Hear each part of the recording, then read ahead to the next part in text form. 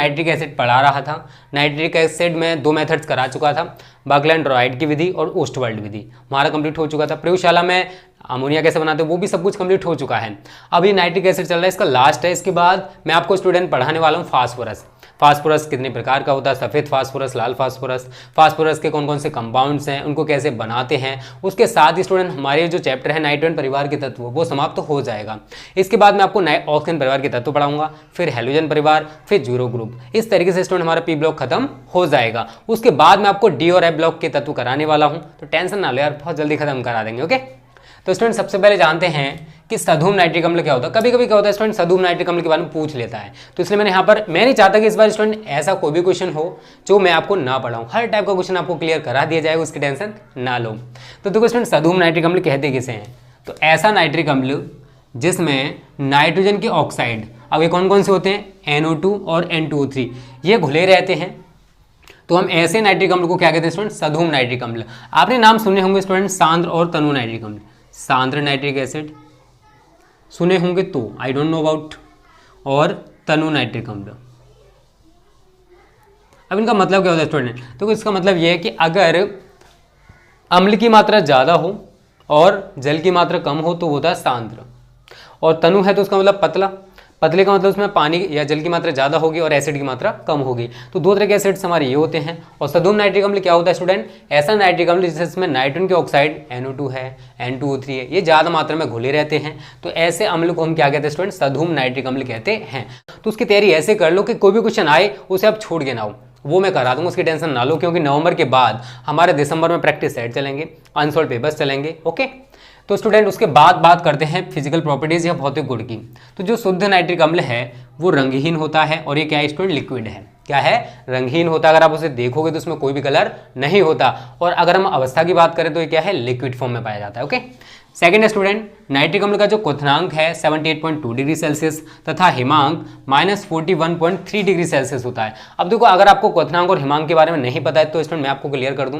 क्वथनांक क्या होता है, तो वह ताप जिस पर किसी द्रव के अंदर वायु के बुलबुले बनने लगते हैं, या फिर हम कह सकते हैं द्रव का जो वाष्प दाब है वो वायुमंडलीय दाब के बराबर हो जाता है, या फिर आप कह सकते हो जिस ताप पर वो द्रव उबलने लगे उसको हम क्या कहते हैं स्टूडेंट, उस द्रव का क्वथनांक कहते हैं। हिमांक का मतलब, अगर आप द्रव से ठोस में परिवर्तित करना चाहते हो तो जिस ताप पर वो द्रव से ठोस में बदलेगा उसी को, उस टेम्परेचर को हम क्या कहते हैं स्टूडेंट, हिमांक कहते हैं। ओके, तो स्टूडेंट थोड़ा सा जनरल नॉलेज भी आपके लिए जरूरी है। तीसरा स्टूडेंट, यह जल में मिश्रणीय है। अगर आप नाइट्रिक एसिड को जल में घोलोगे तो ये घुल जाएगा, ठीक है, इसलिए मैंने यहाँ पर लिखा है कि यह जल में मिश्रणीय है। अगला स्टूडेंट देखो, प्रयोगशाला में लैबोरेटरीज में जो एसिड यूज किया था HNO3 वो 70% तक शुद्ध होता है। कितना शुद्ध होता है, 70% तक शुद्ध होता है। याद रखना इस चीज़ को, आपको बताना चाहिए स्टूडेंट ये चीज़ें, ठीक है। तो ये स्टूडेंट 4 फिजिकल प्रॉपर्टीज मैंने यहाँ पर समझाई हैं। शुद्ध नाइट्रिक अम्ल रंगहीन द्रव है, इसका क्वथनांक कितना होता है, इसका हिमांक कितना होता है, यह जल में मिश्रणीय है, और प्रयोगशाला में जो एसिड यूज होता है वो कितने % तक शुद्ध होता है। तो उम्मीद करते हैं स्टूडेंट ये सारी चीज़ें आपको क्लियर हो गई होंगी। उसके बाद बात करते हैं केमिकल प्रॉपर्टीज की, जिसमें आप में से है ना शायद 80% बच्चों को प्रॉब्लम होती है। देखो, अगर आप केमिकल रिएक्शन से जितना दूर भागोगे ये भी आपसे उतने ही दूर भागें। इन्हें समझने की कोशिश करो, ये कोई टफ नहीं है, बस आपके दिमाग ने ना इनको टफ बना दिया है। इजी मैं बना दूंगा, उसकी टेंशन ना लो, बस वीडियो को पूरा देखा करो। वीडियो पसंद आएगा तो लाइक जरूर किया करो, मुझे मोटिवेशन मिल रहा है स्टूडेंट आपके लाइक से।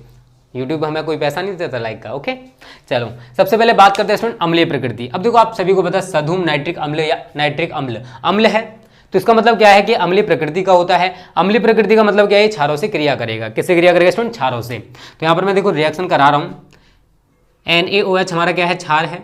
इसकी क्रिया आप नाइट्रिक अम्ल के साथ कराओगे HNO3 के साथ, तो क्रिया में होने क्या वाला है, देखो ये जो ये Na है NO3 के साथ जुड़ जाएगा, क्या बनेगा NaNO3 प्लस इसका ये OH इस H के साथ जुड़कर क्या बना लेगा स्टूडेंट, H2O।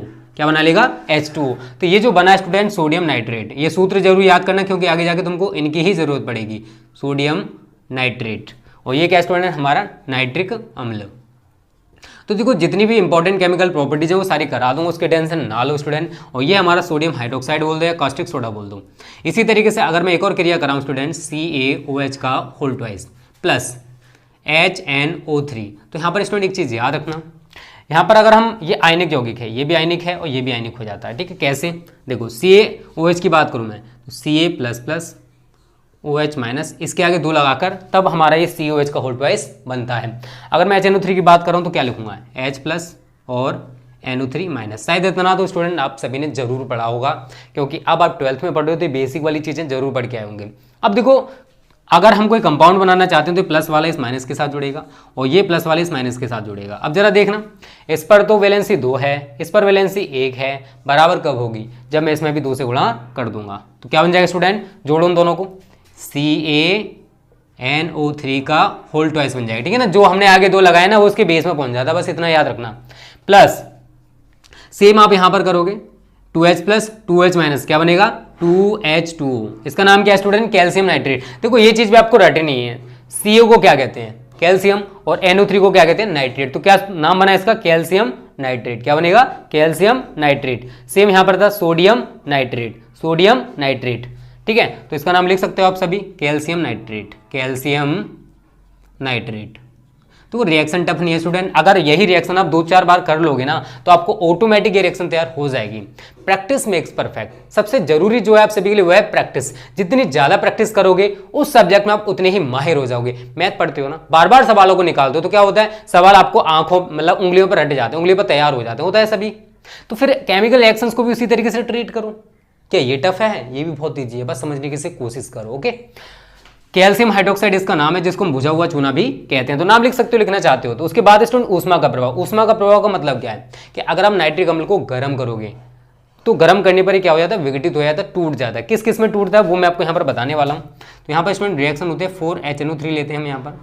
ये जो संख्या स्टूडेंट केवल रिएक्शन को संतुलित करने के लिए लगाई जाती है। ठीक है, इसको आप अगर गर्म करोगे, क्या करोगे, गर्म, तो गर्म करने पर किस किस में टूटेगा, देखो 4 है, NO3 है ना, 4 NO3 है, लेकिन यहाँ पर मैं 4NO2 लगाऊंगा, नाइट्रोजन डाइऑक्साइड गैस, 4NO2 लगाऊंगा। क्यों लगाऊंगा, देखो 4 थी 12, 4 दूनी 8, मतलब हमारे पास 12 ऑक्सीजन थे, लेकिन हमने यहाँ पर कितने लगाए स्टूडेंट, केवल 8। उसके बाद ऑक्सीजन का एक अणु मुक्त हो जाएगा, O2। ये भी गैस है तो हम इसको, एरो का मतलब गैस है, ऊपर की ओर उड़ेगी। ठीक है, उसके बाद वो क्या बचा हुआ है, 4H हमारे पास बचे हुए हैं, और ऑक्सीजन देखो हम 8 और 2 10 लगा चुके हैं, तो 2 ऑक्सीजन है, 4 हाइड्रोजन है, 4 हाइड्रोजन 2 ऑक्सीजन स्टूडेंट मिलकर क्या बना सकते हैं, जल बना सकते हैं, जल के 2 अणु बन जाएंगे। तो इस तरीके से स्टूडेंट ये रिएक्शन होगी। ऊष्मा का प्रभाव इस तरीके से आप दिखा सकते हो। ठीक है, तो स्टूडेंट ये कुछ पहली और दूसरी केमिकल रिएक्शन यहाँ पर कंप्लीट करा दी है। इसका जो मेन पॉइंट आता है ना वो आता है ऑक्सीकारक गुण। नाइट्रिक अम्ल एक प्रबल ऑक्सीकारक है। क्या है, प्रबल ऑक्सीकारक है, इसलिए ये अधातुओं, उपधातुओं और धातुओं का ऑक्सीडेशन कर देता है। ठीक है, किस प्रकार से होता है, कुछ रिएक्शंस में यहाँ पर करा दूंगा जो कि इंपॉर्टेंट है, और अगर फिर भी आंसर पेपर जब आपको कराया जाएगा तो बची हुई रिएक्शंस आपको मैं तब करा दूंगा। ठीक है, एक आध दो गलती से आ जाती है, नॉन इंपॉर्टेंट तो कराया सब कुछ जाएगा, ऐसा कोई चीज नहीं होगी स्टूडेंट जो आपके लिए छोड़ी जाएगी। ओके, टेंशन ना लो। चलो पहले इसका स्किल्स और ले लो, उसके बाद आगे बढ़ते हैं स्टूडेंट ऑक्सीकारक गुण की तरफ। तो तीसरा पॉइंट आप सभी डालो, ऑक्सीकारक गुण। वीडियो पसंद आ रही है ना तो लाइक जरूर कर देना। देखो तीसरा पॉइंट डालो स्टूडेंट, ऑक्सीकारक गुण। किस प्रकार से नाइट्रिक अम्ल ऑक्सीकारक गुण रिप्रेजेंट करता है। ठीक है,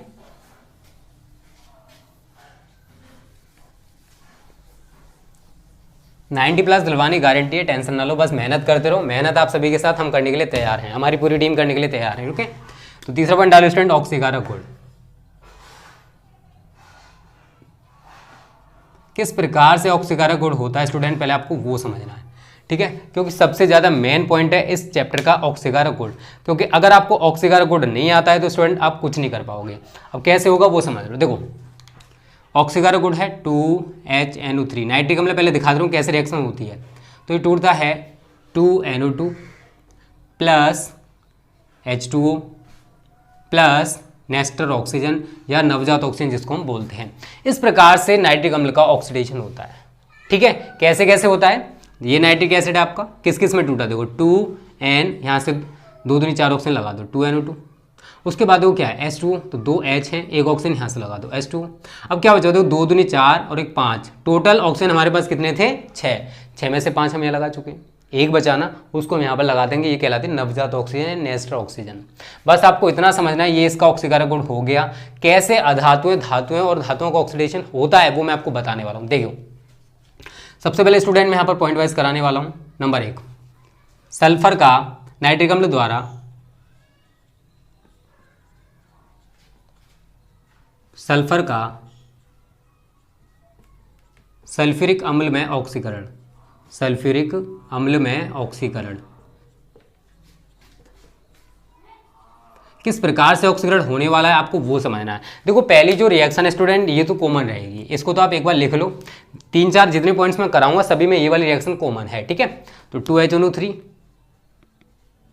is given you 2NO2 plus H2O plus Nestor oxygen. उसके बाद देखो मैंने क्या बोला है, सल्फर, क्या बोला है, सल्फर। तो स्टूडेंट ये सल्फर क्या करता है, ये यहाँ से इस ऑक्सीजन को एक्सेप्ट करेगा, ग्रहण करेगा, लेकिन कितने को, 2 को। अभी समझ में आ जाएगा मैंने 2 क्यों लगाया। देखो स्टूडेंट ये बनाता है SO2, क्या बनाता है, SO2, सल्फर डाइऑक्साइड गैस बन गई।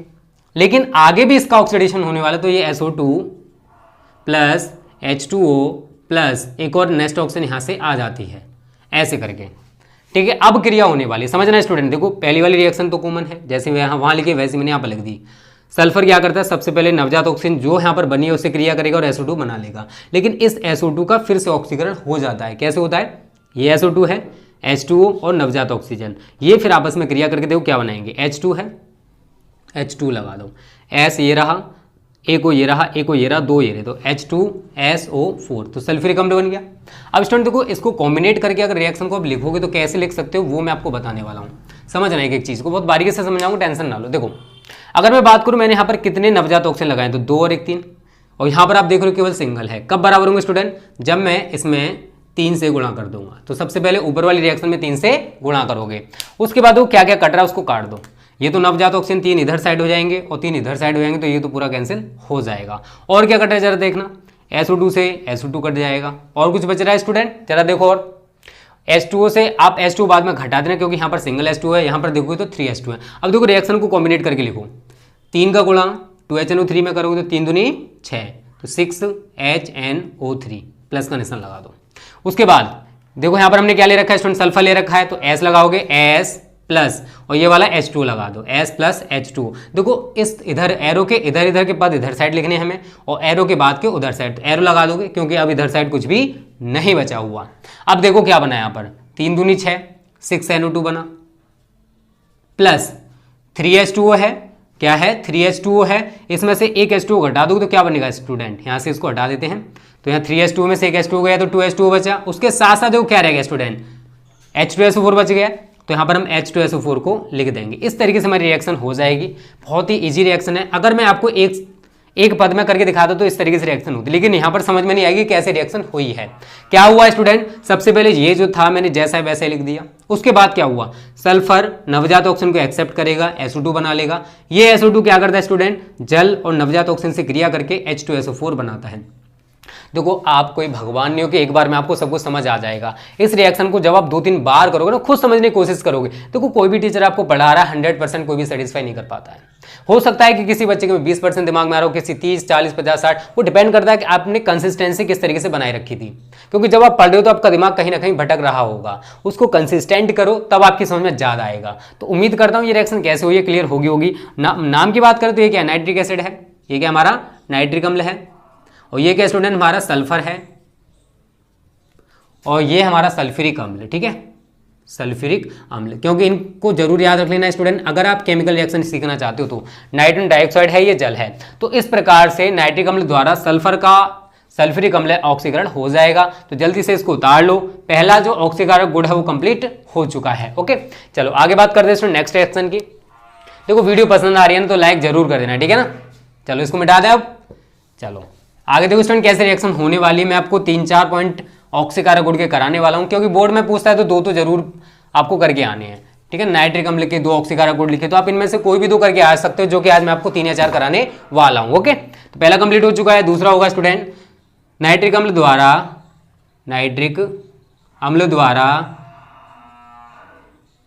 अब देखो नाइट्रिक अम्ल द्वारा फास्फोरस का आर्थोफास्फोरिक अम्ल में ऑक्सीकरण। आर्थोफास्फोरिक अम्ल का सूत्र जिसको पता है अच्छी बात है, नहीं पता तो इसमें लिख लेना H3PO4 होता है, ठीक है ना। आपको देखो ये सूत्र याद है तो आप रिएक्शन को आसानी से कर पाओगे। आर्थोफास्फोरिक अम्ल में ऑक्सीकरण बहुत ही इजी होती है रिएक्शंस, बस आपने उनको टफ बना लिया इसलिए आपको टफ लगती है। हमने बहुत इजी बना दिया इसलिए हमको इजी लगती है।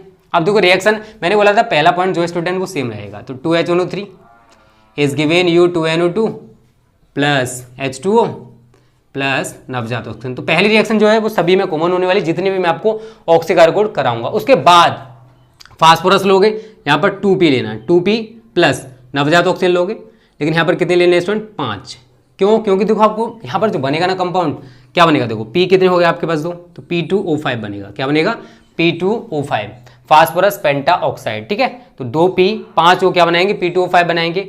उसके बाद क्या होगा, ये P2O5 स्टूडेंट क्या करता है, 3H2O से क्रिया करता है। किससे? 3H2O। तो ये रिएक्शन स्टूडेंट आपको इसी तरीके से तैयार करनी है, इसमें आप अपना दिमाग नहीं लगा सकती हो, क्योंकि रिएक्शंस का कोई फंडा नहीं होता है कि ये रिएक्शन इस तरीके से होगी, वो रिएक्शन भी सेम तरीके से होगी, क्योंकि हर रिएक्शन में फंडा चेंज हो जाता है। जब तक आप इसको तैयार नहीं करोगे तब तक रिएक्शन को नहीं सीख पाओगे। समझ लो।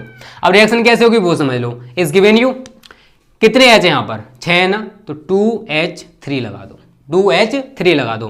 P कितने स्टूडेंट यहाँ पर हमारे 2, तो अगर मैं यहाँ पर P लिख दूंगा तो इसका मतलब क्या कि मैंने 2P लिख दिए। उसके बाद देखो क्या बचा हुआ है, 5 ऑक्सीजन हमारे यहाँ पर हैं, 3 यहाँ पर है, तो 5 और 3 8 हो गए। तो अगर मैं यहाँ पर O4 लिख दूंगा तो 2 चौके 8 हो गए, बन गया हमारा H3PO4। तो इस तरीके से हमारी क्रिया हो जाएगी। बहुत ईजी, अगर समझोगे तो बहुत ईजी है। अब एक चीज देखो, यहाँ पर 5 नवजात ऑक्सीजन है, यहाँ पर केवल 1 नवजात ऑक्सीजन है, तो बराबर कब होंगे, जब मैं ऊपर वाली रिएक्शन में भी स्टूडेंट 5 से मल्टीपल कर दूंगा। जब आप इसमें 5 से गुणा करोगे उसके बाद इस रिएक्शन को आप कॉम्बिनेट करके लिख सकते हो। ठीक है, तो एक दो बार प्रैक्टिस कर लेना। अगर फिर भी समझ में ना आए ना तो मेरे को कमेंट कर देना, मैं बहुत अच्छी तरह से आपको डीपली समझाने की कोशिश कर रहा हूँ स्टूडेंट। ठीक है ना, चलो अब देखो क्या क्या कट रहा है उसको काट दो, ये तो कैंसिल हो जाएंगे जब 5 से मल्टीपल करोगे। अब उसके बाद स्टूडेंट देखो क्या कर, ये P2O5 से P2O5 कैंसिल हो जाएगा।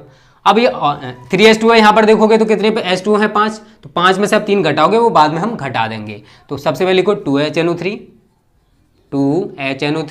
Plus 2P is given you, क्योंकि ये तो घट जाएगा, इसको लिखने की जरूरत नहीं है क्योंकि यहाँ पर 5 है और इधर 3 है, तो इधर ही बचने वाला है। तो 5 दूनी 10 10NO2, देखो यहाँ पर भी स्टूडेंट 5 दूनी 10 HNO3 होगा। ठीक है ना, सॉरी 10HNO3। उसका देखो 5 दूनी 10 NO2 plus 2H3PO4 plus 5 H2O है, 5 में से आप इन 3 को घटा दोगे तो क्या बचेगा, 2H2O बचेगा। क्या बचेगा, 2H2O। तो स्टूडेंट इस तरीके से हमारी क्रिया पूरी हो जाएगी। इसका नाम सभी को पता है, नाइट्रिक एसिड है। क्या है ये, नाइट्रिक एसिड या नाइट्रिक अम्ल। ये फास्फोरस है, ये हमारा आर्थोफास्फोरिक अम्ल है जो कि मैं आपको ऊपर लिखा चुका हूँ। इन सूत्रों को याद जरूर कर लेना अगर आप केमिकल रिएक्शन सीखना चाहते हो। तो मैं बार बार आपसे यही कह रहा हूँ, क्योंकि रिएक्शन आपको तब तक तैयार नहीं होगी। अब मैं कह रहा हूँ कि नाइट्रिक अम्ल द्वारा, नाइट्रिक अम्ल का आपको सूत्र नहीं पता तो रिएक्शन कहाँ से करोगे यार। तो इस तरीके से स्टूडेंट हमारा दूसरा ऑक्सीकार्बोनेट नाइट्रिक एसिड का कंप्लीट हो जाएगा। जल्दी से इसका भी स्क्रीनशॉट ले लो, उसके बाद आगे बढ़ते हैं अगली रिएक्शन की तरफ। आज हम नाइट्रिक एसिड का पूरा पोर्शन जो है वो खत्म करा देंगे, कल से आपको फास्फोरस पढ़ाया जाएगा। ठीक है, तीसरा पॉइंट है स्टूडेंट नाइट्रिक अम्ल द्वारा आयोडीन का आयोडिक अम्ल में ऑक्सीकरण। ये भी इंपॉर्टेंट है, सारी रिएक्शंस इंपॉर्टेंट है अगर देखोगे तो। ठीक है ना, क्योंकि यही पूछी जाती है। ऑक्सीकारक गुण तो इस साल के लिए बहुत ही ज्यादा इंपॉर्टेंट है, तो इनको सही तरह तैयार कर लेना। ठीक है, नाइट्रिक अम्ल द्वारा, स्टूडेंट भैंस से डिस्टर्ब कर रही है, कोई दिक्कत नहीं है। ठीक है ना, एडजस्ट कर लेना। नाइट्रिक अम्ल द्वारा आयोडीन का आयोडिक अम्ल में ऑक्सीकरण।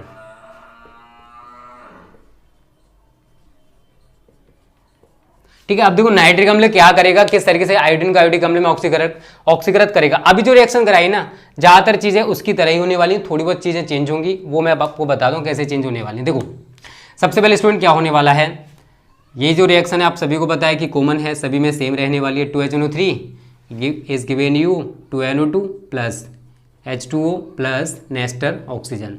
उसके बाद स्टूडेंट क्या होगा, आप सभी को पता है कि I2 लेते हैं हम लोग, यहाँ पर I2 प्लस यहाँ पर भी वही आता 5O। क्या आएगा, 5O। अब देखो स्टूडेंट एक चीज यहाँ पर ध्यान देना, आयोडीन I2 लिखा जाता है। ठीक है ना, फास्फोरस P2 नहीं लिखा जा सकता है, P4 लिखा जाता है। सफेद फास्फोरस को हम P4 से रिप्रेजेंट करते हैं, लाल है तो उसको P ही लिखा जाता है।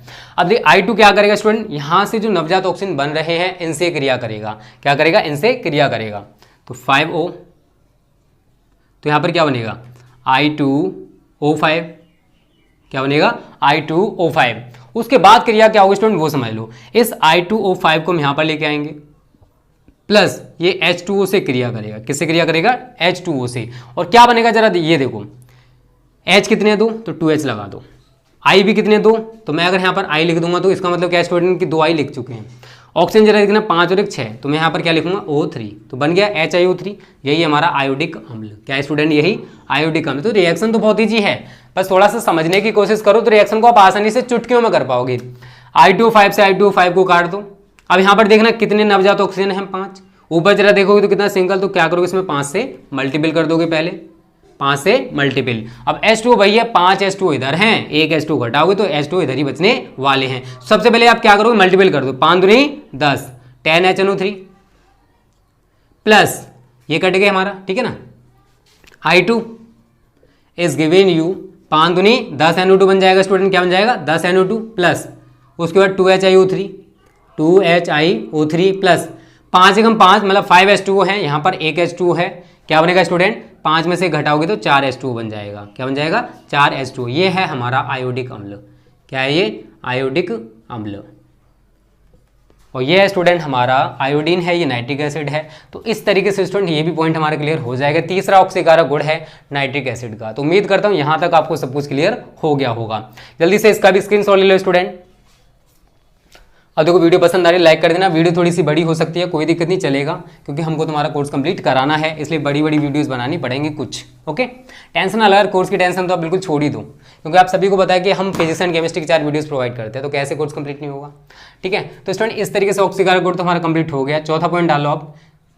वैसे तो बहुत सारे रिएक्शंस हैं ऑक्सीकारक गुण में, धातुओं का दिखाओगे, धातुओं को दिखाओ तो बहुत सारे रिएक्शंस हो जाएंगे, उतनी आप तैयार करने वाले नहीं हो। तो जितनी इंपॉर्टेंट थी वो मैंने आपको करा दी। बेंजीन से क्रिया देखो, जब हम बेंजीन को नाइट्रिक अम्ल और सांद्र H2SO4 की प्रेजेंस में गर्म करते हैं 50 से 60 डिग्री सेल्सियस ताप पर, सबसे पहले रिएक्शन दिखा दो। ऑर्गेनिक केमिस्ट्री आपकी चली रही है, ऑर्गेनिक केमिस्ट्री की रिएक्शन वैसे कार्बन यौगिक कि हमारे बेंजीन प्लस किससे क्रिया करा रहे हो, नाइट्रिक अम्ल के साथ। तो मैं इसको इस तरीके से लिखूंगा, सांद्र HONO2। यहाँ पर प्रेजेंस दिखाओगे तो यहाँ पर सांद्र H2SO4 की प्रेजेंस है, और टेम्परेचर हम यहाँ पर रखते हैं 50 से 60 डिग्री सेल्सियस। ठीक है, इस तरीके से स्टूडेंट ये रिएक्शन होने वाली, समझना। अगर हम बेंजीन रिंग की बात करें स्टूडेंट तो इस तरीके से रिंग होती है, सभी को पता होगी शायद, अगर आपने पढ़ी है तो।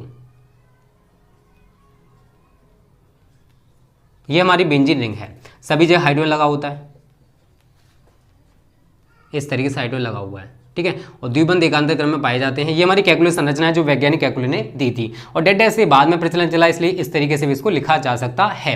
होने क्या वाला है, जब हम इससे क्रिया कराएंगे तो इसका ये वाला जो H है हट जाएगा, और यहाँ पर ये NO2 लग जाएगा। तो ये H और ये HO मिलकर क्या बनाएंगे, H2O। तो यहाँ पर आप इसी रिएक्शन को दिखा दोगे ऐसे ही जैसे मैंने बोला है। ये हमारा हो गया बेंजीन, इसके ऊपर NO2 लगा दोगे तो बन गया नाइट्रोबेंजीन प्लस H2O। तो ये बनता है स्टूडेंट, जब हम बेंजीन की क्रिया सांद्र नाइट्रिक अम्ल के साथ कराते हैं तो हमें क्या प्राप्त होता है, नाइट्रोबेंजीन। तो ये क्या है, नाइट्रोबेंजीन। ठीक है, और ये क्या स्टूडेंट, हमारा बेंजीन है। तो उम्मीद करता हूँ ये रिएक्शन आपको क्लियर होगी। कोई भी दिक्कत है, कोई परेशानी, कमेंट करके हमें जरूर बताना। ओके, इसका भी स्क्रीनशॉट ले लो स्टूडेंट। आगे बढ़ते हैं फिर अगले पॉइंट की तरफ। रिएक्शंस बहुत दीजिए, इनकी एक बार प्रैक्टिस कर लेना सही तरह तो आपको रिएक्शन तैयार हो जाएंगी। ठीक है, टेंशन ना लो, मेहनत करते रहो बेटा। बिना मेहनत के आप सोच रहे हो कि आप 90+ स्कोर कर सकते हो तो पॉसिबल नहीं है। बस आपके दिमाग में बस एक ही चीज़ चलनी चाहिए हर टाइम, स्टडी स्टडी स्टडी। सो रहे हो तो स्टडी, जाग रहे हो तो स्टडी, हर जगह बस स्टडी होनी चाहिए। ठीक है, तो स्टूडेंट इस तरीके से 4 पॉइंट्स मैं आपको क्लियर करा चुका हूँ। वैसे बहुत सारे पॉइंट्स हैं, बट जितने इंपॉर्टेंट पॉइंट्स हैं वो मैं क्लियर करा चुका हूँ। ठीक है, अब थोड़ा सा एक पॉइंट और है, उसको और जान लो, अम्लराज। अम्लराज जिसको हम एक्वारेजिया भी कहते हैं, एक्वारेजिया जो है ये इंग्लिश का वर्ड है, और अम्लराज जो है ये हिंदी का वर्ड है। ठीक है, तो यहाँ पर है क्या, 1 भाग सांद्र HNO3, 1 भाग सांद्र HNO3 और 3 भाग सांद्र HCl के मिश्रण को, सांद्र HCl के मिश्रण को अम्लराज या एक्वारेजिया कहते हैं। तो याद रखना, 1 भाग सांद्र HNO3 है और 3 भाग सांद्र HCl है, तो इसके मिश्रण को स्टूडेंट क्या कहा जाता है, एक्वारेजिया। और एक्वारेजिया का यूज कहाँ करते हैं, जितनी मेटल्स होती हैं वो सारी सारी एक्वारेजिया में घुल जाती हैं। ठीक है, अब देखो रिएक्शन कैसे होने वाली है वो मैं आपको बता दूं। यहाँ पर HNO3 है प्लस 3HCl है, इसी तरीके से आप क्रिया कराओगे स्टूडेंट। कुछ भी नहीं है रिएक्शन में, अगर देखोगे तो बहुत ही इजी रिएक्शन है, लेकिन कहते हैं ना आपने हर चीज़ को टफ बना लिया है, इसलिए आपको हर चीज़ टफ लगती है। तो देखो क्या बनेगा यहाँ पर, NOCl, क्या बनेगा, NOCl। अब ये NOCl स्टूडेंट कहाँ से आया, देखो यहाँ पर N है और एक को यहाँ से निकल के आएगा और एक Cl यहाँ से ले लोगे तो क्या बन जाएगा, NaCl। उसके बाद देखो यहाँ पर एक Cl हम लगा चुके हैं तो 2 Cl भी बचे हुए हैं, तो क्या बताओ बनाओगे यहाँ पर Cl2 प्लस NOCl बना, Cl2 पूरे जा चुके हैं। उसके बाद वो क्या बचा है, एक हाइड्रोजन ये रहा, 3 ये रहे, 4H हो गए। 4H और ऑक्सीजन जरा देखना है यहाँ पर 2 बचे हुए हैं, तो 4H और 2 ऑक्सीजन क्या बनाएंगे 2H2। तो इस तरीके से स्टूडेंट ये रिएक्शन होती है। ठीक है, ये HNO3 है, 3 भाग HCl है, NOCl बनेगा, Cl2 बनेगा और 2H2 बन जाएगा। अब स्टूडेंट देखो किसी भी अगर हम मेटल की बात करें, कॉपर है, प्लेटिनम है, ये धातुएं अम्ल राज से क्रिया करती हैं। अब देखो अम्ल राज से किस प्रकार से क्रिया होती है वो मैं आपको बताने वाला हूँ। देखो मैं यहाँ पर स्टूडेंट गोल्ड की क्रिया करा रहा हूँ, गोल्ड की बहुत ज़्यादा पूछी हुई आती है। गोल्ड से किस प्रकार से क्रिया करता है क्या, एक्वा रेजिया। तो पहले तो इसी को लिख दो, HNO3 plus 3HCl is given you NOCl plus Cl2 plus 2H2। ठीक है, ये तो जैसा है वैसे हमने लिख दिया है स्टूडेंट, ये हमारा एक्वा रेजिया है। ठीक है, अब मैं किसकी बात कर रहा हूँ, गोल्ड की, तो Au प्लस यहाँ से Cl2 और NOCl को लेके आओ, तो NOCl प्लस Cl2। तो देखो स्टूडेंट यहाँ पर बनेगा क्या, समझना, Au है और यहाँ पर Cl 2 और एक 3, तो AuCl3 और एक क्लोराइड बनता है, क्या बनता है, और एक क्लोराइड, AuCl3 क्या बचा NO, तो NO को हम अलग निकाल देंगे। इस प्रकार से गोल्ड से क्रिया करता है एक्वा रेजिया या अम्ल राज। अगर कॉम्बिनेट करके रिएक्शन को लिखोगे तो कैसे लिखोगे, NOCl Cl2 ये कैंसिल हो जाएंगे। उसके बाद HNO3 है प्लस 3HCl है प्लस Au है is given you AuCl3 plus NO और प्लस 2H2। इस प्रकार से एक्वा रेजिया की क्रिया आप दिखा सकते हो। ये क्या है स्टूडेंट, ऑरिक क्लोराइड है, ये क्या है, ऑरिक क्लोराइड। ठीक है, और ये हमारा अम्ल राज है, ये क्या है हमारा अम्ल राज। तो इस तरीके से स्टूडेंट अम्ल राज से गोल्ड जो है क्रिया करता है और ऑरिक क्लोराइड बना लेता है। तो इस प्रकार से स्टूडेंट आप एक्वा रेजिया के बारे में थोड़ा सा जान सकते हो। उम्मीद करता हूँ ये सारी चीज़ें आप मैंने जितनी भी आपको बताई यहाँ से क्लियर हो गई होंगी। अगर हम इसके यूजेस की बात करें, नाइट्रिक एसिड के यूजेस की, तो प्रयोगशाला में हम इसको अभिकर्मक के रूप में यूज़ करते हैं, अभिकर्मक के रूप में यूज़ करते हैं, ऑक्सीकार के रूप में यूज़ करते हैं। अभी आपने देखा इसके बहुत सारे ऑक्सीकार गुण मैं आपको करा चुका हूँ। अम्लराज बनाने में भी हम इसका यूज़ करते हैं। तो बहुत सारे यूज हैं जो नाइट्रिक एसिड के होते हैं। ठीक है, तो इसका भी स्क्रीनशॉट ले लो। आज का हमारा जो वीडियो स्टूडेंट वो समाप्त हो चुका है। जितना भी इंपॉर्टेंट टॉपिक है नाइट्रिक एसिड से जो पूछा जा सकता है वो मैंने कवर करा दिया, उसकी टेंशन ना लो। तो उम्मीद करता हूँ स्टूडेंट आज की वीडियो आपको पसंद आई हो। कोई भी डाउट है, कोई भी कमेंट है, मुझे कमेंट बॉक्स में जरूर बताना। ज़्यादा से ज़्यादा कमेंट किया करो जिससे मुझे भी पता पड़े कि हाँ आप सभी मेरे साथ तैयारी कर रहे हो। तो वीडियो पसंद आ रही है ना, लाइक कर देना।